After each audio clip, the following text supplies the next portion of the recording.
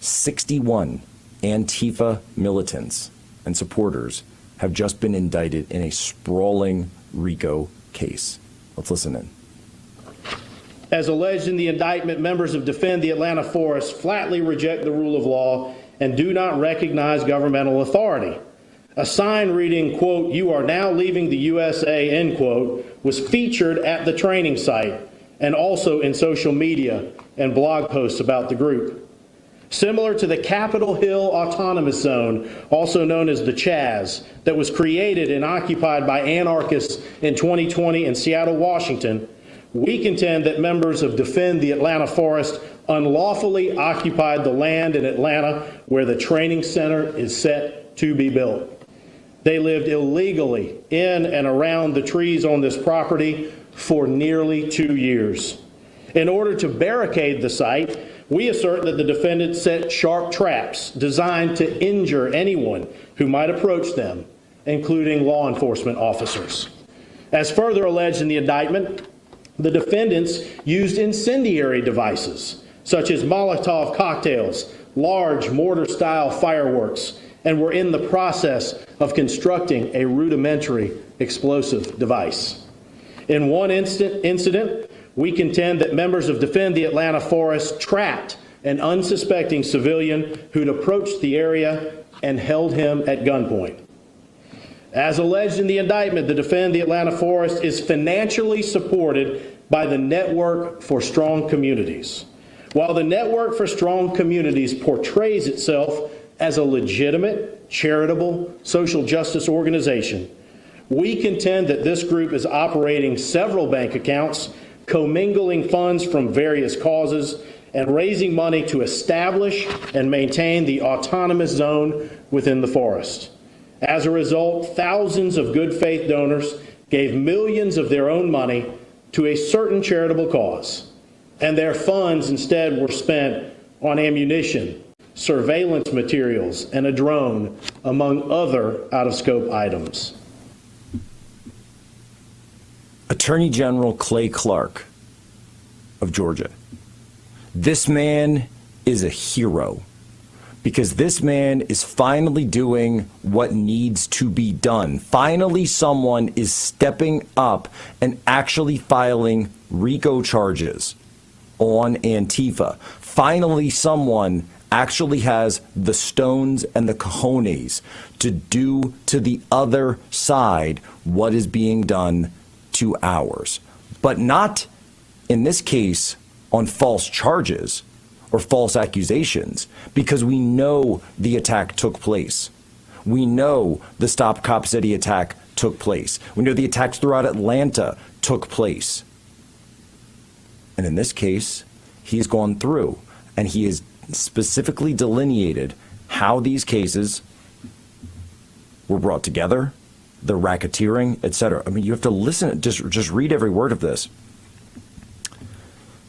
Based in Atlanta, this anarchist anti-police and environmental activism organization coordinates, advertises, and conducts, quote, direct action designed to prevent the construction of the Atlantic Police Public Safety Training Center and Shadowbox Studios and promote anarchist ideas. This self-proclaimed direct action, again, I'm reading directly from the indictment, includes vandalizing private property, arson, destruction of government property, attacks on utility workers, attacks on law enforcement, attacks on private citizens, and gun violence.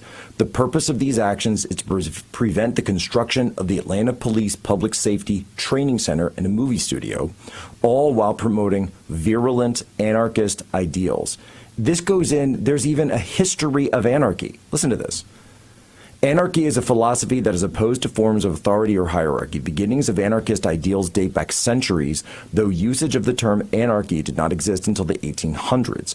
Over time, various philosophical forms have emerged. Numerous anarchist philosophies exist, though anarchists are not required. And it goes through again and again and again talking about collectivism, talking about living in a collectivist society, that individuals are expected to sacrifice for the whole, sacrifice your income, sacrifice your liberty. Mutual aid is a term popularized by anarchists. Again, I'm not reading from one of my books. I'm not reading from my book on Antifa, Rise of the Black Flags. You can get it at antifabook.com and Stories from Inside the Black Bloc. This is from the indictment in Georgia. Social solidarity, another term that the anarchists use. They frequently use it as solidarity. Their jargon, their writings. They view violent acts as political acts. They attempt to frame the government as violent oppressionists, thereby justifying their use of violence against police, against the government. Indeed, the belief is that the government is engaging in a form of violence by denying individuals basic needs through capitalism, government action, and law enforcement. And I've said this before, Antifa views our current system as fascism.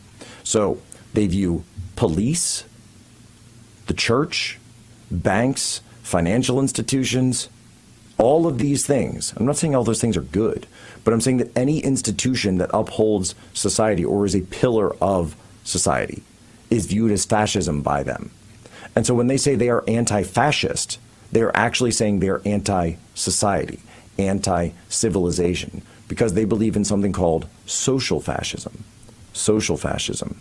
And they walk through everything that was done there. They have put their philosophy into action. They go through the forest defenders. They go through social media. They go through online. They go through accounts. They have social media accounts that are written out. Listen to this. At one point, they go through and explain the background of the BLM riots. On July 4th, 2020,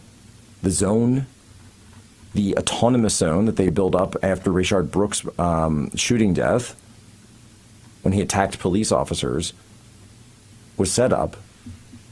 And when a couple drove up to a barricade, a shotgun was pointed at them by BLM rioters, and they were forced to turn around.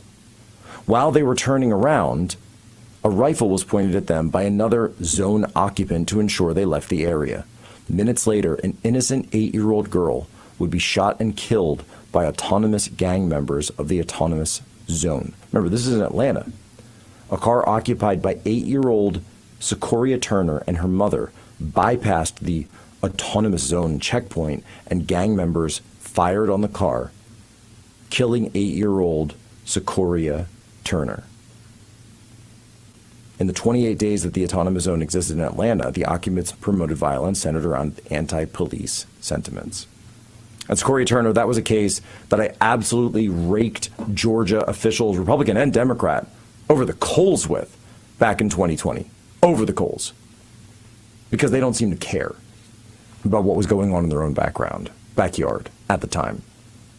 Well, it seems that in some cases, they've come to their senses at least, and are actually doing something about the Antifa infestation that is in their midst. And you look through this entire thing. They liken it to Chaz. They bring up this indictment it's 109 pages. I'm going to tweet this out, but we've got to get this up so everyone needs to read this thing.